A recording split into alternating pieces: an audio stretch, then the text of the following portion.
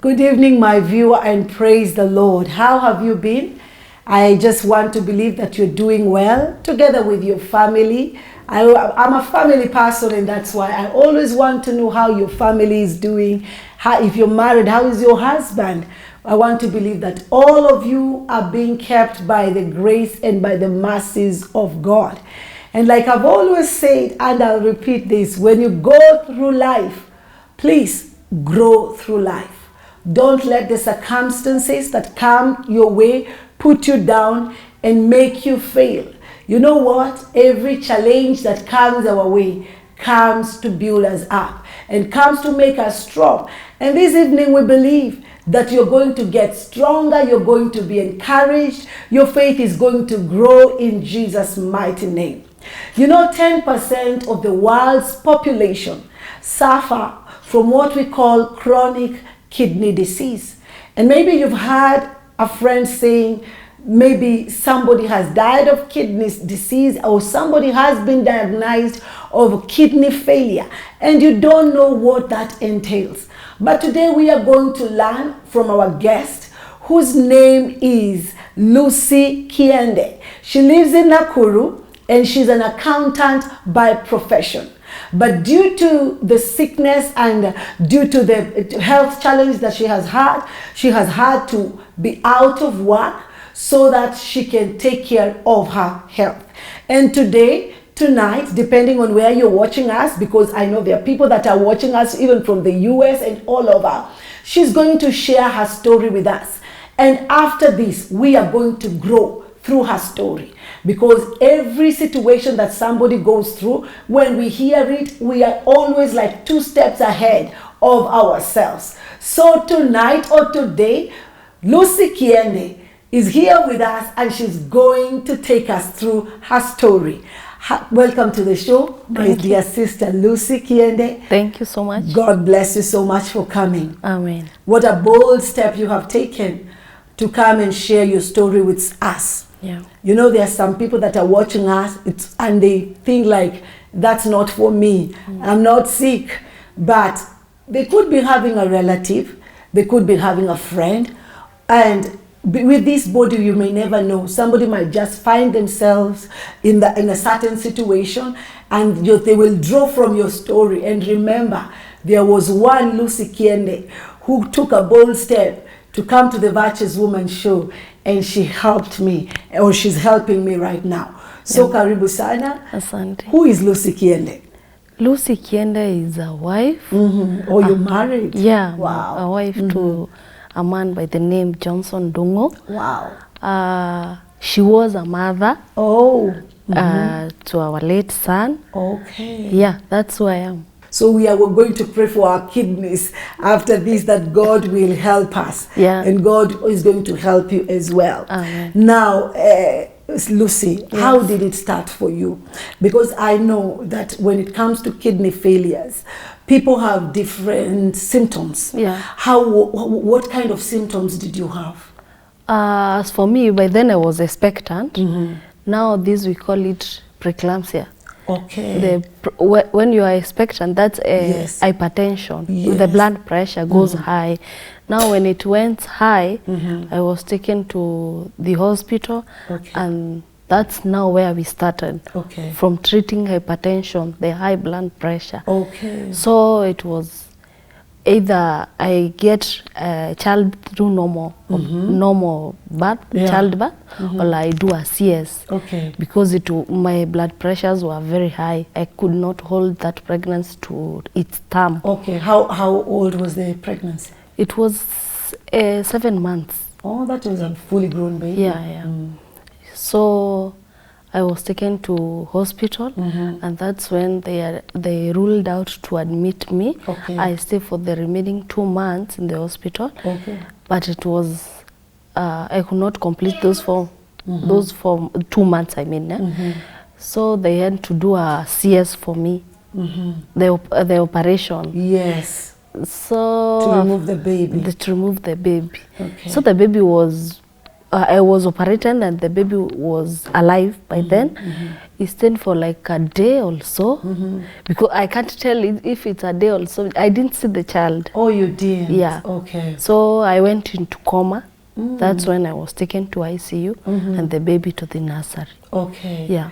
So is it now that's when they discovered that you had a problem with your kidneys? While in ICU, there were some complications. Okay. But they thought it's because of the wound and they couldn't do a lot of tests. When the results came, they showed out that I was having kidney failure. Yeah. Wow. Yeah. And so the news was broken to you and to your husband? The news were broken to my family. I was in coma for 2 months. So I stayed in ICU for 2 months. Here in Nakuru? Yeah, in Nakuru PGH. Okay. So when I woke up, I woke up while I was on my way to dialysis. Oh, okay. Not to dialysis as that, to dialysis unit for counseling and to be told more about the dialysis and to be put in certain dialysis catheter. Okay. That's the catheter we normally use to remove the toxins from the body, yes. via the machine. So that's when we went for counseling. That's when I was told, we are sorry, we happened to lose your baby, and your kidneys also failed, so you'll start a dialysis session. For the kidneys, Yeah. to remove the toxins Yeah. from your body. Yeah. But one thing I want to thank God for, you know, most people go through health challenges. Yeah. Sometimes there's misdiagnosis. Yeah. But for you, they got the right diagnosis for you, Yeah. that your kidneys were failing, and that's why there was a problem with your pregnancy from the beginning, and they were able to come along and to help you. Yeah. You've talked about you waking up on your way to the dialysis room for 2 months. Yeah. How was it? How was the experience? I can remember I felt good, but not that good because I was confused. Okay. You know, once you have those toxins, you're also confused. You are just another person from another world. Okay. So I asked them, why did you leave me here since yesterday you have not come to see me? Now the yesterday I'm talking about, it's like 2 months ago. Yeah, and they told me they have been coming. It's only that I have been talking to them with well, I'm not on my senses. Okay, it's like you were not okay at that particular time in your right mind. Yeah, and I was mad at them. My husband, mother-in-law, and the sisters. I thought they left me and they went, but they told me they have been coming. But I could remember sometimes I've been seeing people like them, but I can't connect. I can't link up the dots. So I was told that we are going for dialysis at renal units. Okay. I asked them, we are with stretcher, because we were with this ACU stretcher. I could not walk. Yes. That's when I remembered I had a CS done to me. I asked them, how is my baby doing? They told me he's doing fine. Okay. So they could not break the news at because that particular time. Yeah, because of the situation I was. Okay. So they told me he's doing fine, and I was happy because I have the CS wound. Yes. And now I know I will see my child. Okay. Little did I know that everything went to mess. Yeah. He left, and now I'm going for another new life for dialysis. Yes. Yeah. Wow. Now, let me say this. Since this happened and you realized, they broke the news to you that you are having kidney failure or kidney disease, how did it affect your relationship with your husband? Or has it been easy for you? Because I know there are people that are watching. For them, maybe it's not kidney failure. It's maybe heart or something else, diabetes or something, a health challenge of its own kind. Did it have an effect on your relationship? Or even relationships with friends?